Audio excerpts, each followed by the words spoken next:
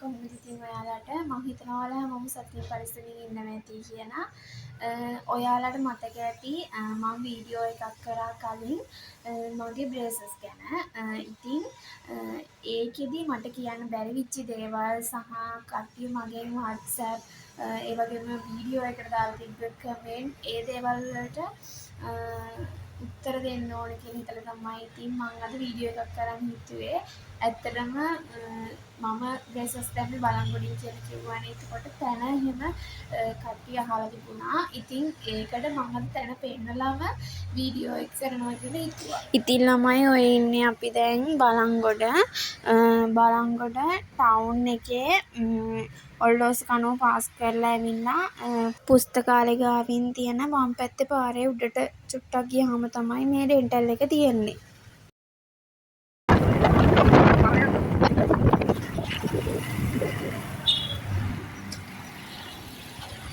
අන්න අත. යමු අපි වීඩියෝ එකට. ප්‍රශ්නයක් තමයි බ්‍රේසස් දාන්න දත් ගලවන්න ඕනද කියලා. ඇත්තටම ඉතින් එක එක අයගේ දත් වල තියෙන එක එක ප්‍රශ්න. එතකොට දැන් මගේ නම් දත් ඉස්සරහට ඇවිල්ලා පස්සට යන ඉඩ මදි වෙලානේ තිබ්බේ. ඒ නිසා තමයි මගේ මේව දෙපැත්තෙන් දෙකක් ගැලවුවේ.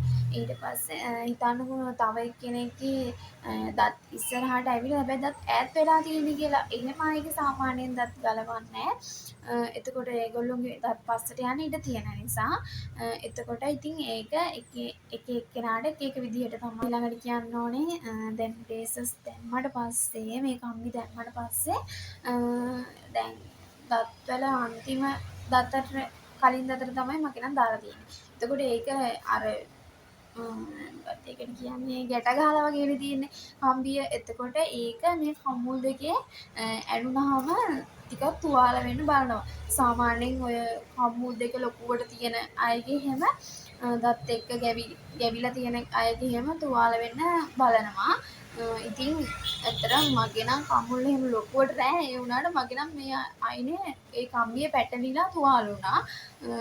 තව කම්බිය දාගෙන ආපු පළවෙනිම දවසේ මං දිවෙන් මේ අර එක එක ඒවා කරන්න ගිහිල්ලා දිවේ මේ කම්බිය පැටලිලා දිවත් තුවාල වුණා. ඇත්තටම යාළුවනේ එහෙම ඉතින් කම්බිය දාගෙන ආවට පස්සේ ඒ වගේ දේවල් කරන්න එපා.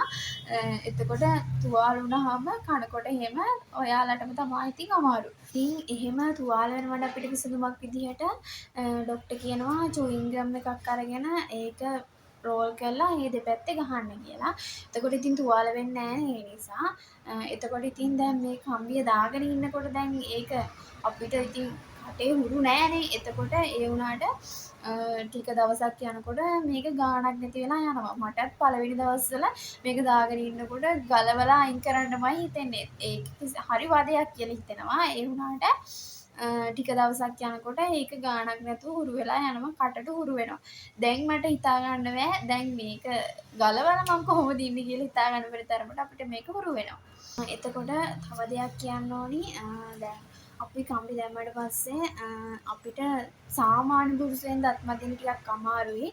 මොකද මේ මල් එහෙම තියෙන නිසා ඒ ටික උඩින්නේ අපිට මදින්න තියෙන්නේ. එතකොට සාමාන්‍ය විදිහට දත් මදින්න අමාරුයි.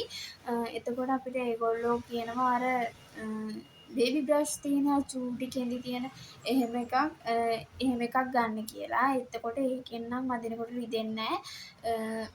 ඒ උඩ ටික ගාන්ට දැන් කෑම එහෙම කෑවහම හිර වෙලා තියෙන ඒවා යවන්න මදින්න එහෙම ලේසි. ඒක නිසා ඉතින් ඒක ප්‍රශ්නයක් නෑ. හැබැයි ඉතින් කොහේ හරි ගියාම පාටියකට එහෙම ගියාම ඉතින් කන්න ටිකක් අමාරුයි. ඒ කියන්නේ ඉතින් දත්වල හිර වෙනවා මේ කම්බියේ හිර වෙනවා. එතකොට ඉතින් ටිකක් ලැජ්ජයි මිනිස්සු අතරදී. එතකොට නම් ඉතින් පොඩ්ඩක් අමාරුයි. ඒක ඉතින් චුට්ටක් ඉවසගෙන ඉන්න වෙනවා. ඉතින් යාළුවනේ මෙතනදී තව අයට තියෙන ප්‍රශ්නයක් තමයි දැන් අපි කම්බි දාන්න පරක්කු වෙනකොට අපිට කාලය යනවා වැඩිද කියන එක. ඉතින් ඇත්තටම දැන් මට කම්බි දාලා දත් ටික හරියටම හරියන්න අවුරුදු 2ක් ඉන්න ඕන කියලා කිව්වා. ඉතින් එක එක්කෙනාගේ දත් පිහිටලා තියෙන්නේ එක විදිහට. එතකොට එක එක අයට යන කාලය වෙනස් වෙන්න පුළුවන්.